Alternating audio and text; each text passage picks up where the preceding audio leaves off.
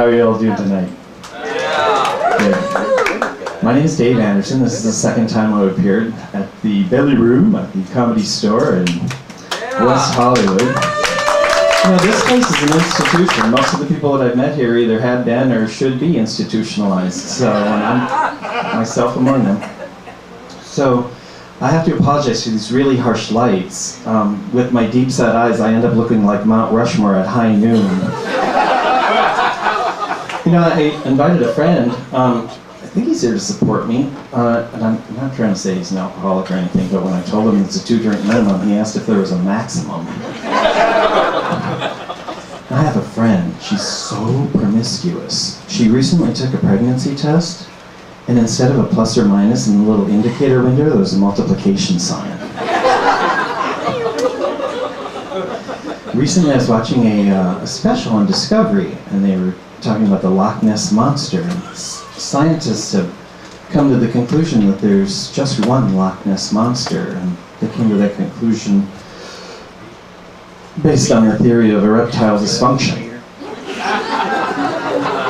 Speaking of ED, have you seen these ads for Cialis that they have on TV? You know, a tip to their marketing department. You know, there's 2 individual people sitting in 2 individual bathtubs in some exotic locale somewhere in the world, and they're holding hands. Here's a little tip for their marketing department. Why don't we take those 2 people, put them in one hot tub, and see what comes up? And whoever came up with the name Cialis, I mean Cialis, the only thing, every time I hear that word, I think of that lovable housekeeper on the Brady Bunch. I mean, shouldn't they have called it like Ciuma or Rihanna? I mean, at least that way you have a possibility that it'll start to work even before you get it out of the bottle. They could put a picture, you know, like they do in hair color, they could put a picture on the box. And, you know, lately, financial times are really tough. People have to be really resourceful, you know, and a lot of people are looking, you know, to make extra bucks quick. And, you know, the Treasury's printing money 24/7.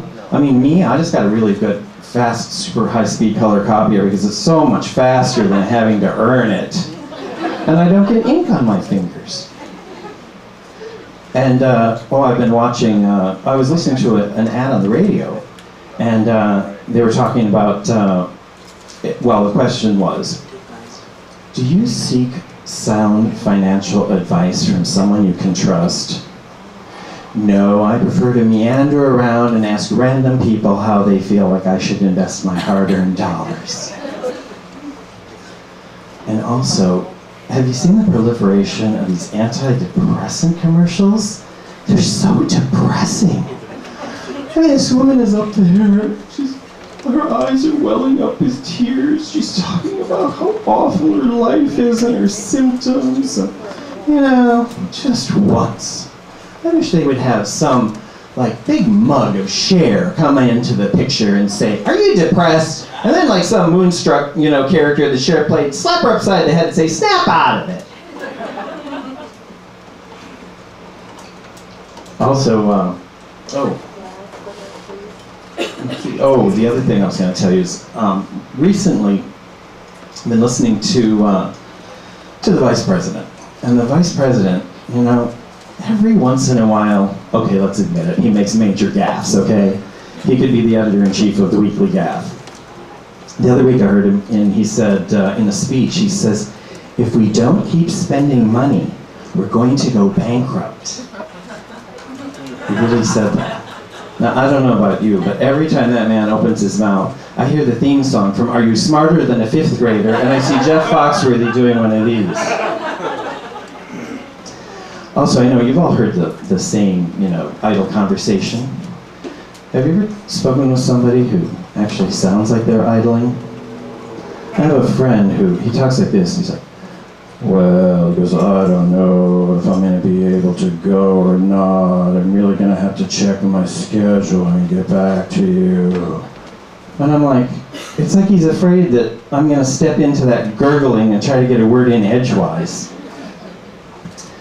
Anyway, one last thing before I go. I was talking to a guy the other day, and he was telling me he was reading an article in the New York Times, and it was all about how the Department of Transportation has been withholding accident statistics regarding distracted driving.